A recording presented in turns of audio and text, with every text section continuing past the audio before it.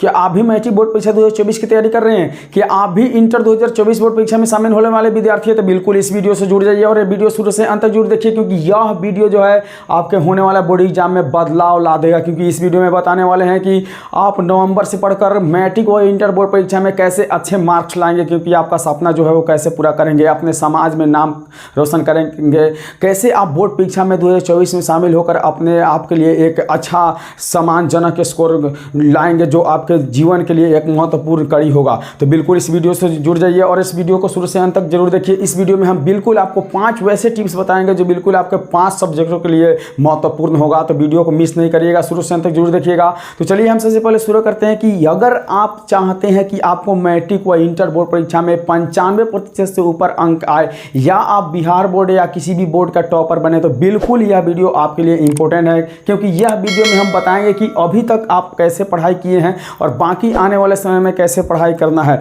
देखिए, एक चाय बेचने वाला प्रधानमंत्री बन सकता है, और आप सोच सकते हैं कि एक युद्ध में लड़ने के लिए जैसे रणनीति का प्रयोग करना पड़ता है, और उसी प्रकार बोर्ड एग्जाम में एग्जाम देने के लिए आपको एक रणनीति का तैयारी करना पड़ता है। यानी आपको ज्ञान है उससे कोई मायने नहीं है, आप एग्जाम में किस प्रकार से जाएंगे और एग्जाम किस प्रकार से देंगे, और अभी से जो बचा हुआ समय है उसमें कैसे तैयारी करेंगे ताकि आपका मैट्रिक व इंटर बोर्ड परीक्षा में अच्छे मार्क्स आ सके। तो चलिए हम बात करते हैं सबसे पहले कि आप लोगों ने कितने दिन बिता दिए हैं और अब बाकी कितने दिन शेष बचे हुए हैं। तो जैसे कि आप लोगों ने मार्च, अप्रैल, मई और जून, जुलाई, अगस्त, सितंबर, अक्टूबर इत्यादि महीना की पढ़ाई आप लोग पूरा कर लिए हैं, और यहाँ से जो आपको पढ़ाई करना है बिल्कुल आपके समय में बदलाव लाना है। हम टाइम टेबल भी बताने वाले हैं इसमें, अब क्या कब पढ़ना है, कौन से विषय को कब पढ़ना है, कितने देर पढ़ना है, ये भी बताने वाले हैं। टाइम टेबल आपका क्या होगा, वीक सब्जेक्ट को तैयारी कैसे करना है, स्ट्रॉन्ग सब्जेक्ट को तैयारी कैसे करना है, एग्जाम में अपियर कैसे होना है और रिवाइज कैसे करना है, सभी विषय के बिल्कुल इस वीडियो में सारा जानकारी लेकर आए हुए हैं।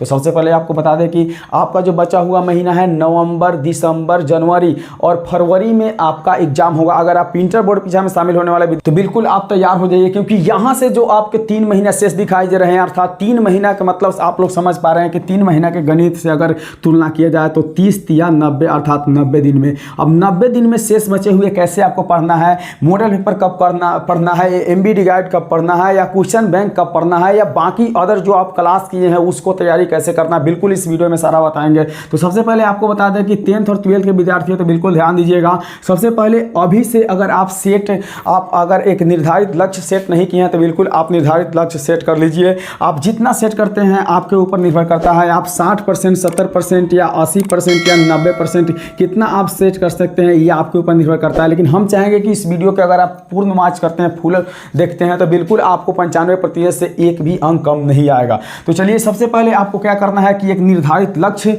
सेट करना है, क्योंकि अगर लक्ष्य आप सेट कर लेते हैं तो उसी अनुसार आप बाकी सभी सब्जेक्टों में तैयारी करेंगे, तो आपका निश्चित रूप से मार्क्स जो आप निश्चित रूप से सोचेंगे वो आ जाएगा। ठीक है, दूसरा टॉपिक क्या है कि regular study for all subject. सबसे पहले आपके पास 5 सब्जेक्ट है, अगर आप पहले से आप 5 सब्जेक्ट को 1-1 घंटा देते थे तो बिल्कुल अब से क्या करना है कि आपको 2-2 घंटा, 1.5 घंटा देना है। लेकिन अब वो किस टाइम टेबल से देना है तो बिल्कुल हम आप बताएंगे टाइम टेबल। तो टाइम टेबल आप तीसरा नंबर में टाइम टेबल आपका क्या होना चाहिए। तो सबसे पहले आप क्या कीजिए कि आपके पास जो दिन है 24 घंटा का, 24 घंटा के दिन को आप क्या करिए 4 पार्ट में बांट दीजिए। कितने पार्ट में बांटिए, 4 पार्ट में बांटिए। सबसे पहला आपका होना चाहिए मॉर्निंग यानी सुबह का टाइम होना चाहिए, उसके बाद होना चाहिए दूसरा डे, तीसरा होना चाहिए इवनिंग, और चौथा क्या होना चाहिए नाइट। बिल्कुल आपको हम जितने भी 24 घंटा का टाइम है उसको हम 4 टाइप में बांटे हैं। सबसे पहला बांटे हैं मॉर्निंग, दूसरा का बांटे हैं डे, तीसरा का बांटे हैं इवनिंग और चौथा बांटे हैं नाइट। तो आपको क्या करना है कि कम से कम सुबह में 2 घंटा पढ़ना है। अब सुबह में 2 घंटा टाइम टेबल का मतलब हुआ कि आपको जब टाइम मिले 3 से 5 पढ़ ले, 4 से 6 पढ़ ले या 6 से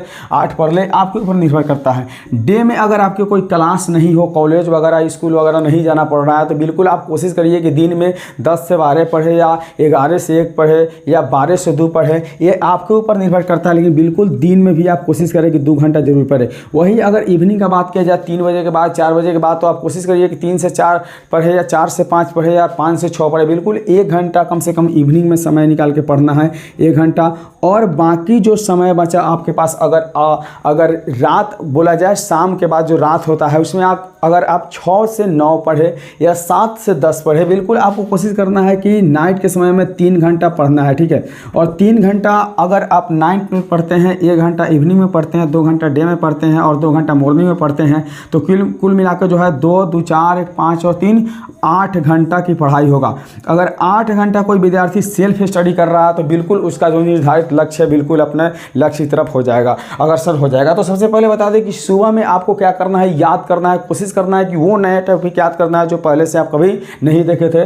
दूसरा है जो डे में है, आपको मैथ है वगैरह, मैथ रिवाइज करिए या पहले से कुछ पढ़े हुए हैं उसको रिवाइज करिए। उसके बाद इवनिंग 1 घंटा को समय लीजिए जिसमें आप क्वेश्चन बैंक देखिए, मॉडल पेपर देखिए। और रात का जो समय नाइट में है उसमें सभी विषयों को क्या कीजिए, आधा घंटा 1-1 घंटा बांट कर आप जो सुबह में याद किए थे या जो कुछ दिन पहले याद किए थे उसको क्या करना है, बिल्कुल दोहराना है, ठीक है।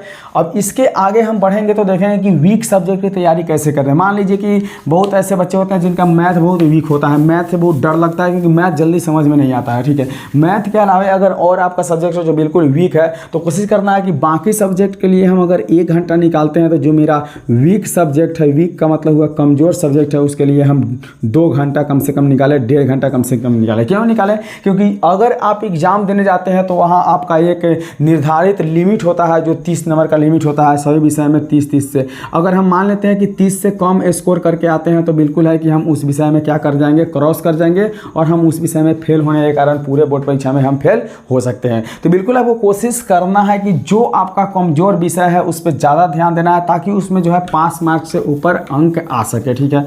तो इस तरह से टाइम टेबल को सेट करने के बाद में वीक और स्ट्रॉन्ग सब्जेक्ट को देखना है। अब 5वां जो टॉपिक है वो रिवाइज फॉर ऑल सब्जेक्ट।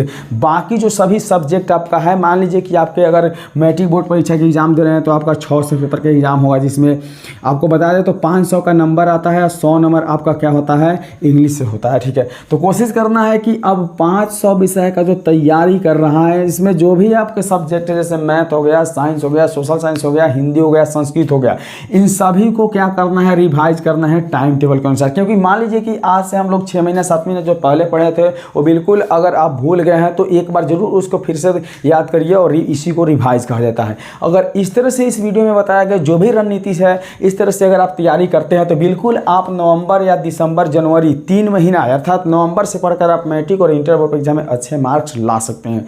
तो आशा करते हैं कि वीडियो आपको अच्छा लगा। वीडियो अच्छा लगा तो लाइक करके चैनल को सब्सक्राइब कर दीजिए, वीडियो को शेयर कर दीजिए। चलिए मिलते हैं अगले वीडियो में, तब तक के लिए बाय।